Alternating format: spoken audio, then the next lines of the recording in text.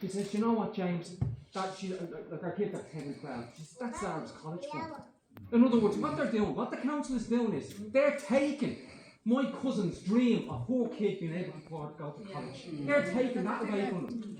Now, my dad was a soldier, rank and file soldier, and we grew up in Fatima mansions, and social housing allowed him to save a little bit so that he could dream of just having a better future. That's the whole point of social housing. So the discussion on News Talk during the week going, oh well, if people earn in social housing, should they pay a bit more? Fuck off! It's like social housing is supposed to be there as a support for working class people.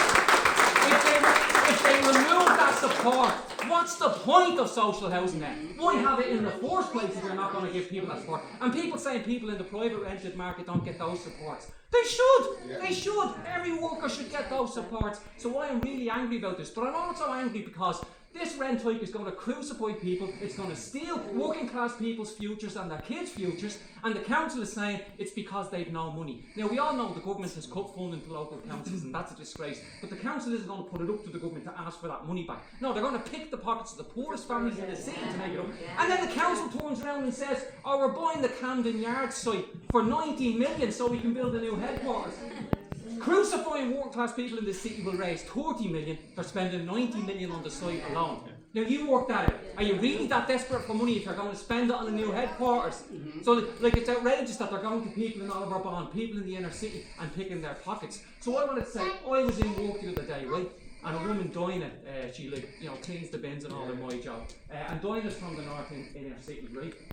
So Dinah was saying she wasn't really aware of the rent hike. So I said, do you live with anyone? She goes, oh, my daughter's working. And how much does your daughter earn? And I said, well, your rent's going up by at least 19 quid a week because your daughter's working. And she half joking, but half serious because she's broke and she's like only working part-time. She said, I might have to ask her to leave. Now you think about it, if some people have kids who are working that don't hand up, because you all know it might be hard to go to sometimes go to your kid and saying, sorry, you're going to have to give me 60 quid a week extra. That's going to cause ructions, and the housing crisis means there's nowhere for those kids to go. So they're causing torment to working class people. But the first thing Dinah said to me was, do you remember the water charges? We all got out.